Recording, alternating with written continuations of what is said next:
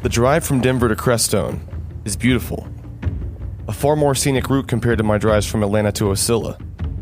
On the way to Crestone, you curve around mountainsides and dip into valleys, passing by a series of ranches and small former mining towns. Picturesque, but tired.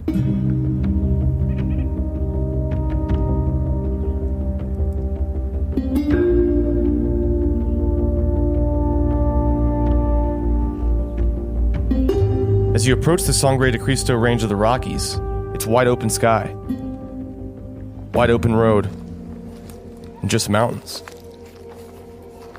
Once you hit the small town of Moffett, you turn left onto Colorado Road T, and at the end of that road, there's Crestone. People that come to Crestone are dreamers. Their dreams would cost money to come to fruition, and no one here has any money. But that doesn't stop them from dreaming. Economically, this place has struggled since the mines gave out 110 years ago. Now, flash forward 110 years, there are very few Colorado towns left like Crestone. I have been here full-time since 2000, so 18 years. There is low-level crime. People don't lock their doors here. We police ourselves, and everybody understands this. I haven't been in a city for so long, I don't know what people think is an average amount of crime. You know, when I leave my house, I don't lock the house. There is no police presence in this town. The closest policeman, when you pick up a phone and dial 911, is in Saguache, a 45-minute drive away. So for the first 45 minutes that you're dealing with some nutcase, you're on your own.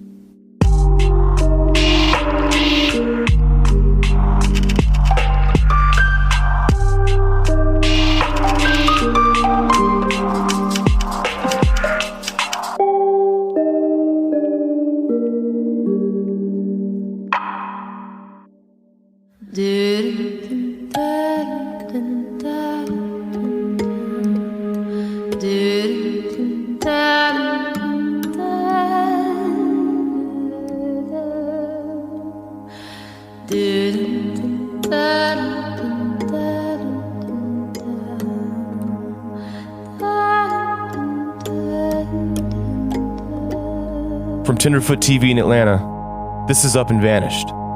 I'm your host, Payne Lindsay. In this museum, time stops, history stops in 1981. This is Jim McAlpin, who dedicates his time to preserving Crestone's past at the one and only Crestone History Center. They're not interested in the mining story. The story they're interested in is from 1981 to present. How did this thing turn into a spiritual center? Where is this woman? I think she's in blue. Hannah Strong did it. I am convinced that the prophets of doom have got to be taken seriously. In other words, doomsday is a possibility. I'm equally convinced that doomsday is not inevitable. This is Maurice Strong, husband of Hannah Strong, a Canadian businessman and former member of the United Nations. In the late 70s, Crestone was merely just a ghost town, but Hannah and Maurice Strong had a remarkable vision for it. Today, man's own activities have reached the scale where they are the principal determinants of his own future. We are now effecting more changes in the composition of the atmosphere and the composition of the waters of the world. The natural world in which man lives and on which he depends is indeed deteriorating, is being destroyed in many instances. Whether we are pessimistic or optimistic depends really on what we think about the nature of man. Whether we really believe that man, in light of this evidence, is going to be wise enough and enlightened enough to subject himself to this kind of discipline and control. Hannah and Maurice Strong purchased thousands of acres throughout the San Luis Valley, outside Crestone, and established an area called the Baca Grande with a grand vision in mind: to create one of the largest interfaith communities in the world. Hannah Strong granted over 2,000 acres to various spiritual and environmental groups, making it the largest of its kind in North America. Today, Crestone consists of over 15 different spiritual centers. I have seen a lot of the planet. I come back home and I compare the places that I've been to this place, and this place always comes out on top. So I'm not likely to move. The bar is set kind of high. This is a world-class place that nobody knows about. Around 1900, Crestone hit its mining boom, but the resources were limited and the boom subsided quickly, dropping Crestone into a long stretch of economic decline. When I moved to Colorado in 1972, there were a lot of towns like this. There aren't anymore. By default, this town is now unique. According to the U.S. Census, the town proper has a total area of 0.2 square miles. There are very few employers here. The hardware store is one. That grocery store is another. So you're not going to get rich, but you can live pretty cheap in this town. Most people that identify with Crestone don't actually live in town. They live in the Baca, the vast surrounding residential area. I've never seen houses like the ones in the Baca. Earth ships, domes, lots of geometric shapes. There's no building code. The homes here certainly reflect their inhabitants. Sometimes the characters that show up here, you go, first of all, you can tell they're not here long term. And then you hope they don't do too much damage while they're here. But all sorts of loose people in society, kind of the shake, if you were to shake down a bunch of dope and the stems and seeds were to, fall into a little crack, those are the people. The stems and seeds of society.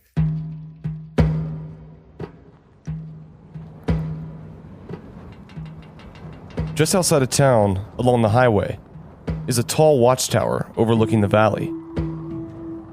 When I first looked at it, I thought, oh, that's a big white bird.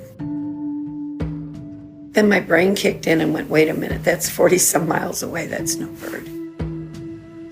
So I watched it for 2 to 3 minutes, then it started to blink, it strobed, and was gone. I saw one ship, it was a round ship being chased by a jet, and another one was just sitting in the sky. It was blinking different colors, and I'm looking at it going, And all of a sudden it scoots about a quarter of the way across the sky, comes to a dead stop. When they stop or make sharp angled turns, that's a dead giveaway right there. That is a UFO. Welcome to the UFO Watchtower. There have been documented sightings here in this valley since the 1560s. The conquistadors actually wrote in their journals about the strange lights they saw here. This is Candace. She helps operate a UFO watchtower just outside of Crestone, a 2-story structure providing a clear view of the sky. For the price of just $2, you can use the observation deck yourself. It's really, really cool. Since Judy opened in 2000, we've had 157 documented sightings. That's not counting sightings that people have had that have not written them down for us. Judy's seen 27, I've seen 14. The Native Americans consider this a sacred valley, and it is. It's filled with energy. We have our delightful little garden out there. Since Judy opened, there have been over 25 psychics who've told her the same thing.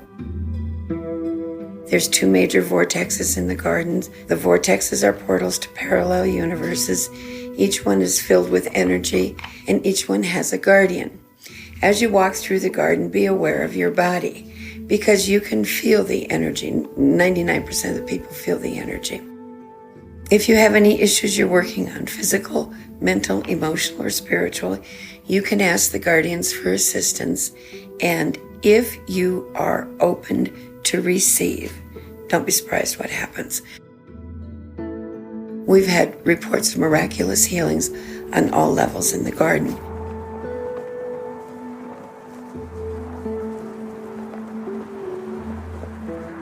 At night, You're above any highway lights, and you have an unobstructed view, horizon to horizon, of the most phenomenal sky you've ever seen in your life.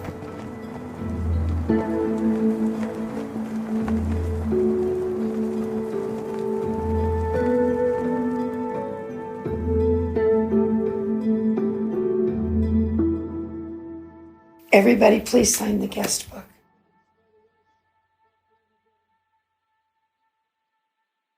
We want to do whatever we have to do within the legal means of finding the people. Crestone is remote, and even though it's 4 hours away, Rodney is determined to get answers for his family. You know, the people that I've talked to there, keeping this alive, it's going to be lighting a fuse, and that moving, is keeping the story alive and putting pressure on people. Buckle up. Get ready for the ride, because it's just starting. Thank God for social media, huh? The internet. And the internet. I was just in Comcast complaining about my internet. Rodney's a guy who he spent 15 years trying to help Crystal in every way he could, like a second daughter.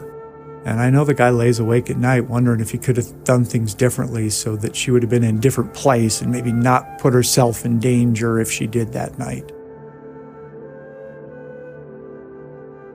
And every time I talk to him, he's got this guilt about it.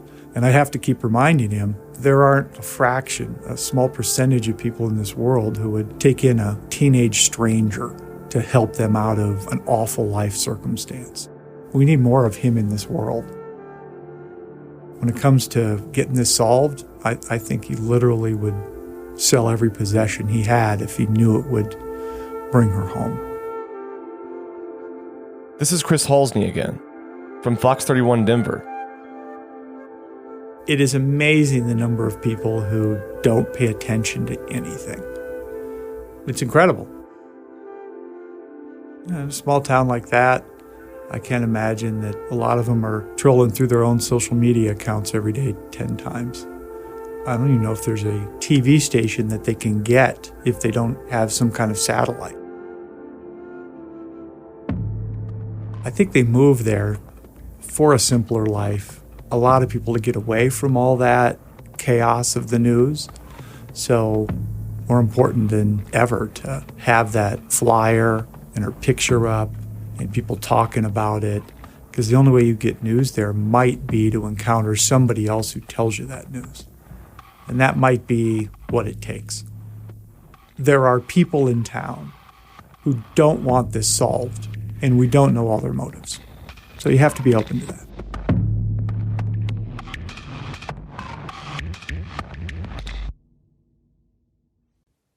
There is a sense of wildness, I kind of like that. It almost makes me feel like a cowboy. This is David, a longtime Crestone resident. Rocky Mountain High, John Denver was singing about the Rocky Mountain High. What he was relating to, I think, was just the quality of what it's like to be out west with these big mountains and big sky and lots of room around you. There's just not that many people. The skies are the darkest, one of the darkest places in the country. If you look, there's just no big cities nearby, and we can see all the stars at night. Having the mountain lions out your back door and bears, and oh my, yeah, it's good. David told me that the wildlife here was abundant and sometimes even dangerous. I come face to face with a mountain lion. I was peering into the black depths of this darkness in the back of the cave, and two eyes just came toward me. I had my umbrella ready to protect myself and my friends. And an umbrella? Yeah, an umbrella, because you have a button, and if you just push the button, it pops open, bam. And, I saw it on some movie, and I knew that, if it attacked me, I could scare it with the umbrella and probably get away. And anyway, I got out of the cave, and all the people I was with, I told them, be calm, just move away slowly. And 5 people running down the mountain. Oh my God. So I ran too. The mountain lions usually steer clear of people, unless you're wandering around in a cave. but some of the animals often find their way into town and cause disturbances. The bears we deal with the most. They know what refrigerators look like. If they see a refrigerator in your house, they'll break open a window and get in and open a fridge and eat everything. Eat your frozen food, bust down your cabinets and eat your nuts. It's crazy. Coyotes, they'll eat everything. Bobcats. It's a very dynamic place because the animals are in our faces. Recently, one of David's friends had a frightening encounter with a bear. Yeah, she left some food in her car and a bear came up and fumbled with the door and managed to open the car door and crawled into the car. Door closed, locked behind the bear.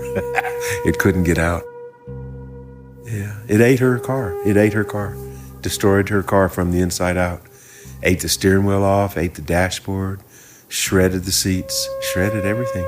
She found a raging bear inside of her car, eating her car. She lost that vehicle. It was done. They said, we can't fix this. They totaled it. Yeah. And once I was here, I couldn't go back to the big city life. It's like the valley. It's pretty magical. It's quite a mix of people, all age groups, of course, and a lot of the older people, actually, I think, came here for spiritual pursuits. A lot of the religions seem to be open to other people, too. It seems like I like it because it's not so, we're the ones and you're not. Everybody seems to accept one another, which is nice. Just the presence of the place, the quality of the land and the sky and vastness in the sky, yeah. Many of our spiritual traditions, they use the vastness of the sky as like a reference point for mind. In recent years, Crestone has seen its fair share of newcomers. There's a lot of young people are coming now, and well, like anywhere else, there's drug people and there's crazy people, but for the most part, I think it's a fairly unified community. Being awake, being a kind person, not being sectarian, not being radical, although we do recycle.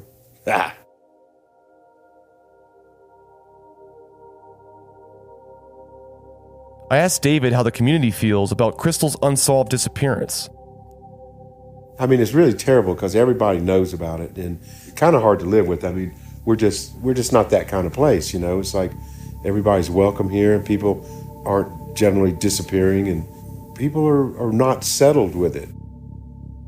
It's not okay that she disappeared and going on 2 years, I guess. And, people still talk. People are, I heard this and did you hear that? And all these kind of notions about what might have happened to her. And some people think, oh, maybe she just went somewhere. Maybe she went to a different country or something like that, But then, other people think, she might have got mixed up in a bad element or that she might have met the wrong people. And nobody knows, but it's an awful lot of, I don't know if it's speculation or things that people actually heard. No one really knows what happened to Crystal. We want to know. We all want to know. A person can only disappear on account of some wrongdoing by the wrong people. We're a community of mixed people, and there's bad eggs in there. There's bad eggs, and we know it. Within my first few days in Crestone, I had definitely met my fair share of interesting people, but no one seemed to know any details about Crystal. I reached out to the Saguache County Sheriff's Department, who's in charge of the case. I'm Dan Warwick. I'm the sheriff here in Saguache County. I am the chief law enforcement official in the county. And that's really what the job is making sure that people's rights are not violated. Their safety is priority over anything else. Making sure the public in these communities is safe. The county itself is right around 3,200 square miles, so it's a very large county to cover. Jim McAlpin from the Crestone Museum had expressed that Crestone was a place that policed themselves. I asked the sheriff about this. It's not taking people, dragging them down the street, and you're going to clean this yard for community service. That's not what we mean by police themselves. They actually tried to work it out amongst themselves. Do it in a peaceful way, talk to each other about it. You caught Johnny's kid stealing something from the store. store owner will grab Johnny by the head and say, "Come here, boy," and call his parents. Parents come in, they deal with it. A lot of times the kids will have to do some community service for the store owner. That does happen here quite often, which that's okay. I mean, heck, in my day, that was a way that it got handled quite often. If the store owner would have whipped your butt for it too, great. When you got home, you're still going to get whipped by your parents, and you're still going to do the things the store owner expected. The majority of the people up here, I think, are very good people, came up here for the peace and tranquility of this area. But we do have, I'm going to say, the trust fund kids and things like that have come up here that are not responsible, that mommy and daddy didn't want them around them because they're such a pain in their ass. So they send them down here for everybody else to deal with. I blame the parents of a lot of these kids. Quit enabling your children to be trash. You know your kids are using drugs and everything else, but you're still funneling money to them, buying them their house and paying their bills. Knock it off. Make these kids grow up and get a life. The people up here are here because they paid their way here. They enjoy the area. They love the beauty of the area, and they're destroying it. It seemed like Dan was making a public service announcement to a particular group of people in town, what he referred to as the trust fund kids. I asked him about the condition of Crystal's apartment after they first learned she was missing. Saw that her cell phone was there.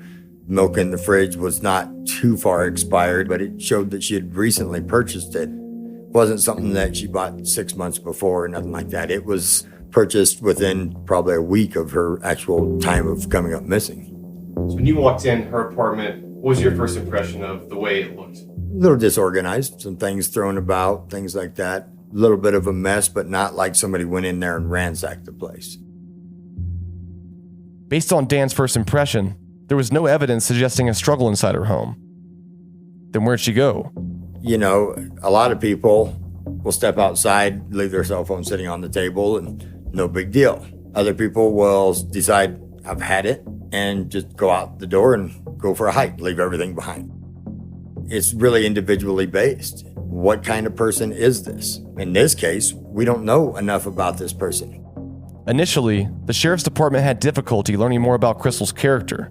People either had few details or just didn't talk at all. She seemed like she was, I guess, a bit private when it comes down to some of the things she did with her life. So a lot of people around here that say they know her really well didn't know much about her. They saw her in passing, they talked to her on the street. We ask around town, and everybody's got a different opinion. Oh, she loved the mountains. Okay, where would she go to the mountains? Well, we don't know. If everyone's trying to claim they know this person so well, where at was her favorite place in the mountains? Nobody knows. We're literally flying blind. How was it that no one in town was close enough to Crystal to offer more insight? Clearly, these people had to exist somewhere. With no signs of foul play in her apartment, one of the first theories was that she went hiking in the mountains and had an accident. A missing hiker, they're not really missing, they're just off trail. We don't know that she went hiking and got off trail. We don't know this. She's not a hunter, so we know she wasn't out hunting. Hiking, maybe, but everybody that goes hiking that I've ever known, they take supplies with them. It doesn't appear she took anything with her. As weeks went on, other rumors surrounding her disappearance began emerging. Initially, a lot of people said that she wanted to follow with the Rainbow Gathering. I don't know if you know what the Rainbow Gathering is. It's a group of people. They literally go place to place camping and things like that. According to the unofficial website for the Rainbow Gathering, they describe themselves as, quote, brothers and sisters, children of God, families of life on earth, friends of nature, and of all people. Along with that description, I found a slew of articles about the Rainbow Gathering, including homicides and missing persons cases, all related to the group's outings. Quite a few people said she got in a van with these guys that were going to the Rainbow Gathering and went with them. But then we're like, why wouldn't she take her cell phone or anything like that? Now, the Rainbow Gathering, most of them don't take technology with them. They don't want the phones and all that stuff. They want to be off the beaten path and away from the authorities more than anybody, I think. We asked them to check their camps, just see if she's there. If so, just tell us yes. That's the end of it. and we never did get a response back from them saying she was there. So we're pretty certain she probably wasn't with them. But we also called law enforcement in different areas where that gathering was being done and asked them to check also. Never panned out. So we're pretty certain she wasn't there. We don't know enough about her. I asked the sheriff where he plans to go from here. It's a heavy burden to try to get it solved, but we need the public's help to do so in most cases. The public learns more about these cases probably than we do in a lot of times. Everybody on the street will talk to each other when they won't talk to us. The best way for us to move forward with things is people to come forward and say, I'll go on any paper you want, any type of affidavit to get a warrant or do whatever the heck you need to do. Be willing to testify in court. That's where we can move further with the information. The main goal for us is to keep the community safe and to find everything that we need to get closure for the family. Let's not just let it become the typical cold case where it's stuck in a file in the back room and that's where it sits until something comes up. The second that everybody stops talking about it, that's when those files go to the back room and not looked at on a regular basis. I think it needs to be talked about a lot and kept in the forefront. I think it's going to take the public. I think it takes somebody coming forward with actual correct information, the actual facts of what occurred the night of her disappearance or the day of her disappearance, whichever it may be. I don't care if it's somebody from the public, if it's you, if it's one of my guys, somebody from another country. I don't care. If we can get it solved, that's the goal. Your story may end up bringing closure to this. It may be the ending that we're looking for. Somebody may come forward with the information that is needed to actually put this to rest.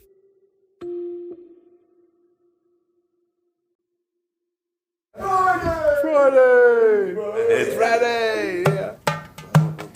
It was a Friday afternoon, and I met back up with David, one of the Crestone locals. He invited me to his friend Michael's house, and we sat around sipping his favorite brandy, and they showed off some of their drums. Well, it's kind of like a Doombeck. It's a Doombeck, but it's got this... Did you ever figure... David and his friend Michael essentially lead the full moon drum circles in Crestone, and they were there the night Crystal vanished. I was at the drum circle. Yeah, I was. It's such a shame that that was the last time that Crystal was seen. Because it was the night of the full moon. It was the night of the full moon. Of July. And I saw her alive. I saw her alive.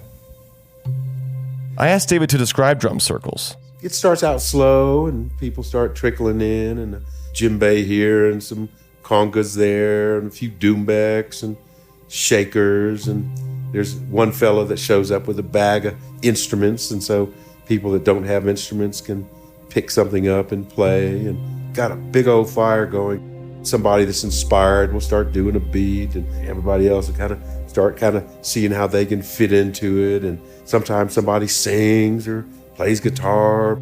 Saxophone shows up every now and then. Since pot is legal, there's always, a pot kind of going around, and it's really quite lovely, quite lovely. It's about having fun. When I'm at drum circles, I'm just focused on myself, basically, and drumming, trying to harmonize with everybody else, and I can miss the little things that are going on just outside of the firelight. Well, there must have been 45 people, 50 people. I'm in the center of the circle, and then there's groups of people outside, just outside of the circle, and I did see her that night. She didn't seem right. She didn't seem right. I remember that much. She seemed distracted. She seemed like she had stuff going on, but since I really didn't know her personally, I didn't get involved or ask her if everything, anything was all right. Oh, wow. So I don't know. Did she leave there and go back to town?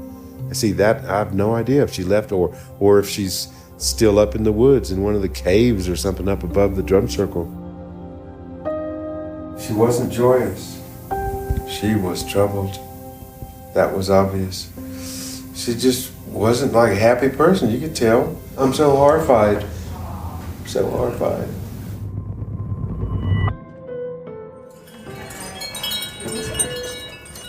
Crystal lived in a small apartment building right in the middle of downtown Crestone. I met up with her landlord, Aura McDonald, and she walked me onto the property. So you see the blue-green building right there? Yeah. That's it.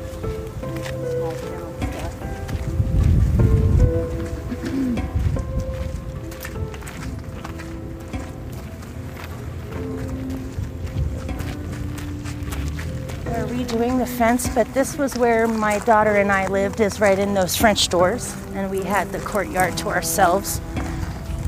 And Crystal was at the very end corner on the top. Okay. So there's 3 units downstairs, 4 upstairs when she was living here. They're knocking out all the walls down there and turning the whole downstairs into a cafe. But she was in 201, which is just a studio room with a bathroom and kitchenette. And she didn't have any windows on this side. Her closest neighbor was in 202, which was Jeremy Sharp.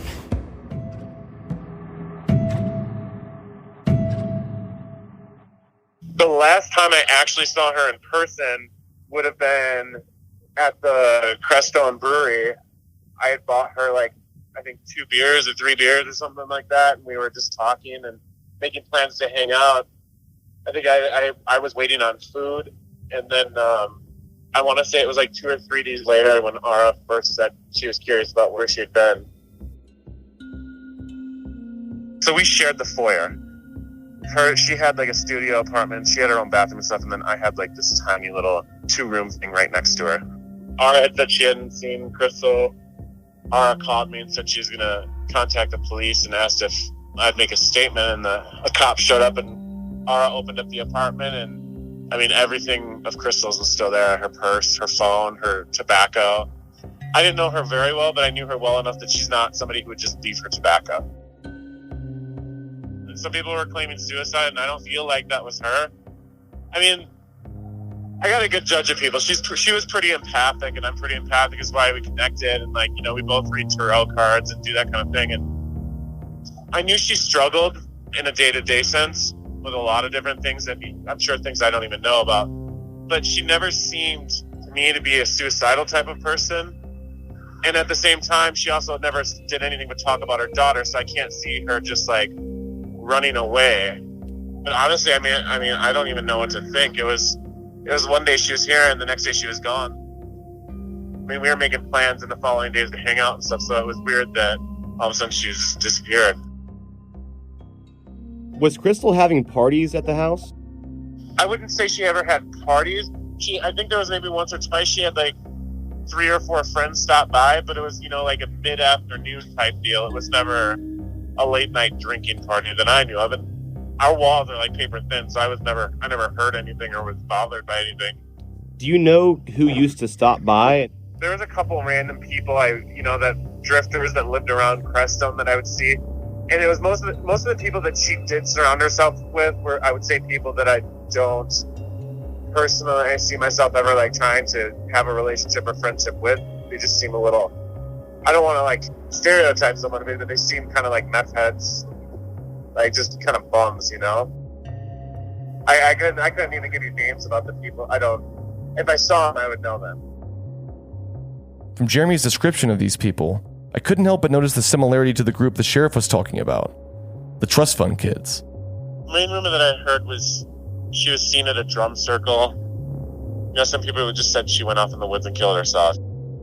Knowing her personality, I don't see her doing that. And I don't know, I had weird feelings about it. It was very strange how she just disappeared. I personally think that somebody had something to do with it and we just don't know. That's just my personal gut feeling. This is very eerie. I feel like somebody in Crestone either did something or knows something. I really feel like there was some sort of foul play.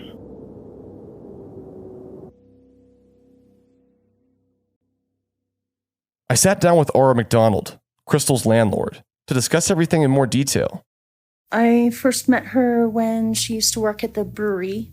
She was super intuitive, super intelligent, extremely beautiful, almost mesmerizing. Her eyes were really beautiful and mesmerizing. She could see right into your soul.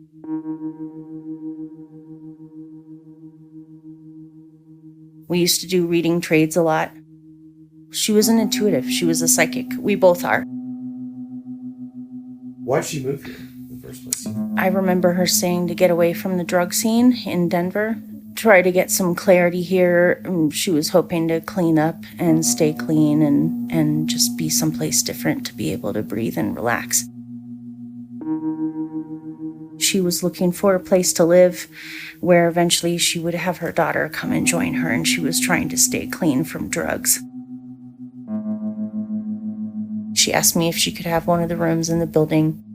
She said she was trying to stay clean. She wanted her daughter to come out here. I said yes. I had her move in, and then a week later, I left to go to Boston with my daughter for 2 weeks, and that's when I got a ton of complaints when I came back from my trip.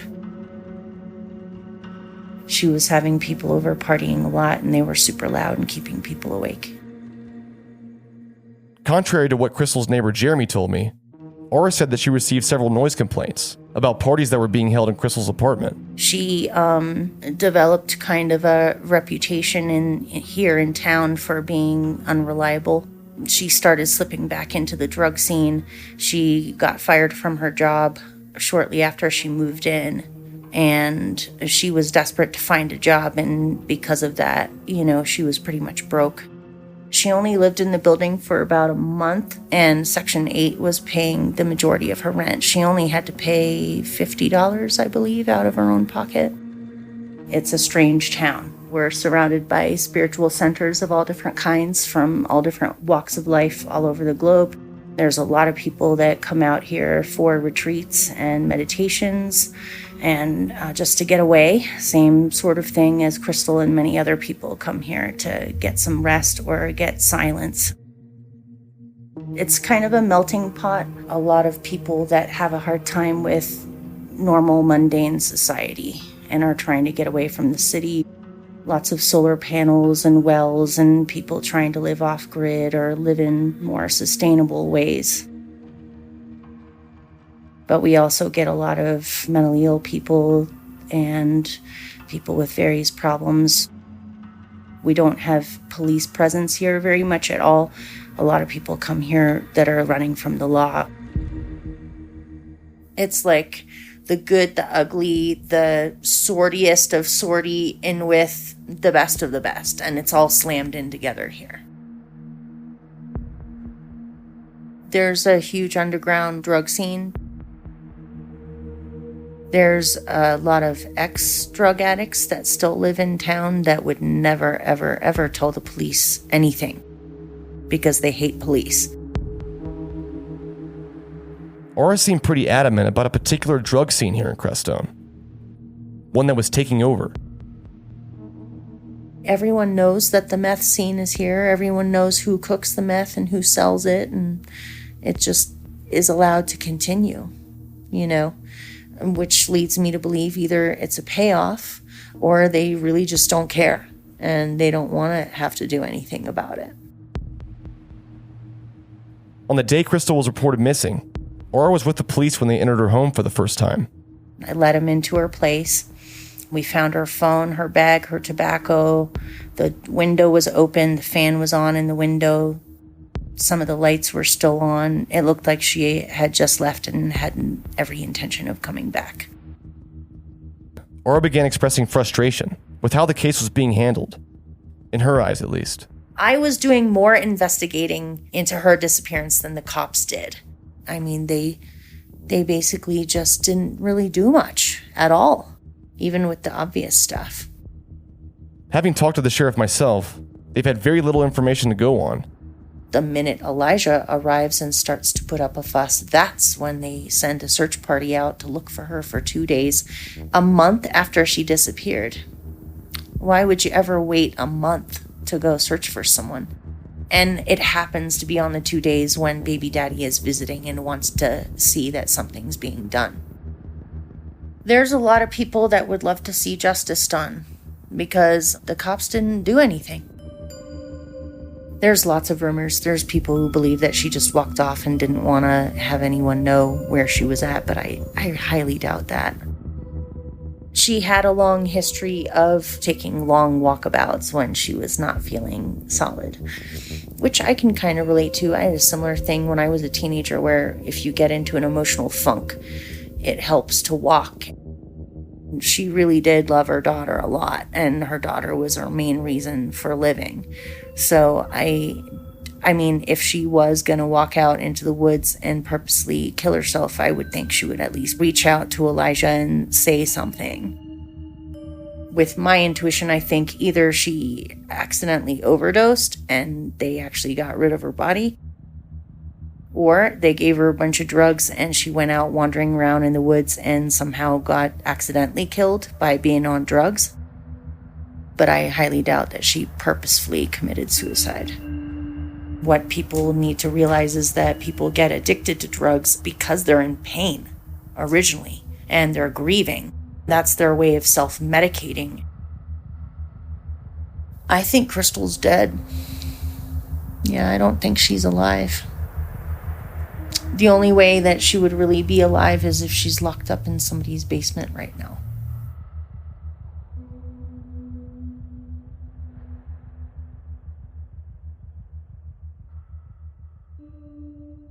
Before leaving Yara's house, she told me she had one more story to tell me about Crystal. Something that happened to her just a few weeks before she went missing. She was late for rent, and that's when I went upstairs. And at first she didn't answer, but I knocked a few more times, and then she peeked out and she came in the hallway. Her whole face was blotchy and red, and she'd been crying and looked like a mess. I asked her what was wrong. She said that she had gone to a party the night before and she was pretty sure that someone had drugged her, and she was pretty sure that she'd been raped.